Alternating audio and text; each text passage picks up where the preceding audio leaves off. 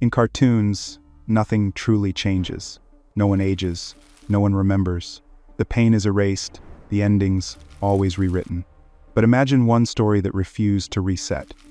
Imagine the smartest baby in animation history, the one who mocked the universe itself, finally forced to face the one enemy he could never defeat: time.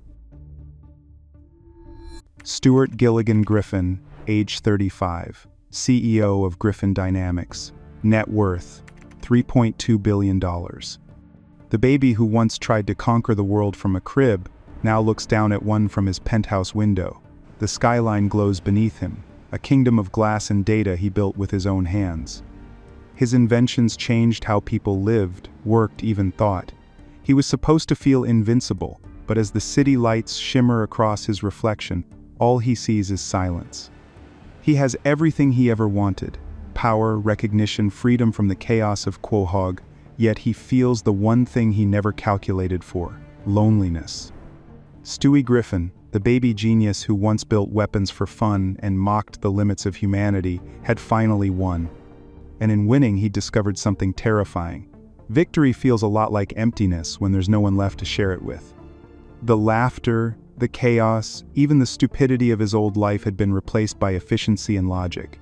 Every corner of his home was spotless, every second of his schedule optimized. It was everything he once dreamed of, and nothing he actually needed. Stewie was never just precocious, he was painfully aware. While other infants stared at mobiles and rattles, he stared at the ceiling and wondered about mortality. When toddlers played peekaboo, he was sketching blueprints for a laser cannon. He didn't learn to crawl, he calculated the trajectory of his fall. A mind that sharp, trapped in a body that small, was bound to turn inward. Every genius starts as a child who knows too much, and Stewie knew everything except how to be loved. He grew up in a house that would make any therapist rich. Peter's chaos, Lois's control, Chris's cluelessness, Meg's quiet misery. It was dysfunction wrapped in laughter. And yet, within that madness, there was one being who made sense to him: Brian, the talking dog who drank too much, read pretentious novels, and thought too much about everything. He wasn't a pet, he was a mirror, proof that intelligence didn't have to mean isolation. Together they'd argued about philosophy, mocked society, and laughed at their own pain. But time takes even the clever ones. When Brian died, a piece of Stewie went with him, the only piece that still believed in connection. For years after that, Stewie pretended it didn't matter. He doubled down on logic, rejected sentimentality, and convinced himself that feeling was weakness. He built machines that didn't break, and walls that no one could climb. But underneath it all, the boy genius who once dreamed of control was slowly losing control of himself. At 14, he graduated from MIT. At 18, he held 47 patents. By 25, he'd revolutionized artificial intelligence, clean energy, and weapons systems. He was a global headline, the Quahog prodigy. By the time most people were learning to drive, he was reshaping the economy. And yet every achievement made him feel smaller. At 16, he left home without a word, no long goodbye. Just a note on the fridge that read, "Don't worry, I'll fix the world." He told himself he was escaping mediocrity, but deep down he knew he was running from love. Because love was the one thing he couldn't predict, couldn't quantify, couldn't perfect. It made no sense to him, and that terrified him. Years passed. Stewie built empires out of ideas. His world was neat, ordered, efficient, a mathematical masterpiece. But perfection, he discovered, is sterile. It has no pulse. He built an algorithm to predict happiness, and it told him he had a 0.4% chance of feeling it again. He laughed, then realized he didn't mean it. Sometimes, in the quiet hours between meetings, he'd pick up Brian's old collar from the shelf in his office, the one imperfection in an otherwise perfect space. Eventually, he tried to fix that pain the only way he knew how, with science. He rebuilt the time machine. For months, he locked himself away, surrounded by the hum of circuits and the glow of equations. He tried 1,247 times. Each one failed.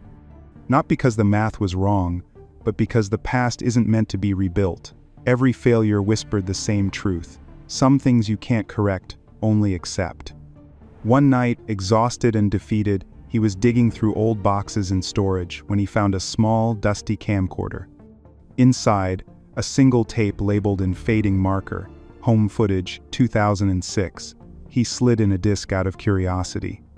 The screen flickered, and suddenly there they were, a baby and a dog, arguing, laughing, plotting absurd adventures. For the first time in 20 years, Stewie Griffin cried. The irony wasn't lost on him. The most intelligent man on earth, moved to tears by his own cartoon childhood. But those episodes weren't just fiction, they were fragments of a simpler existence. Moments of chaos that somehow made him feel alive. He realized he'd been happy once, and he'd been too arrogant to notice. The next morning, he did something completely illogical. He packed a small bag, shut down his AI assistant, and drove home. After 19 years, the most advanced man on Earth returned to the dumbest street in Rhode Island. The Griffin house stood exactly where he left it. Lois opened the door, older, grayer, but unmistakably her. She didn't say a word, she just pulled him into a hug. No lectures, no questions, just warmth. The kind of warmth he'd spent a lifetime trying to replace with reason. Peter stumbled into the hallway in his bathrobe. "Holy crap, Lois, our baby's British again," he shouted. Chris laughed from the couch. Meg appeared on a video call, smiling awkwardly. On weekends, he'd drive to the cemetery just outside Quahog. A simple grave with a simple inscription, Brian Griffin, a good dog and a better friend. He'd sit there for hours saying nothing. Sometimes he'd place a new flower, sometimes just his hand on the stone, and one day he brought the old collar. He laid it down and whispered, "You were right, old friend. I couldn't build happiness, I had to live it."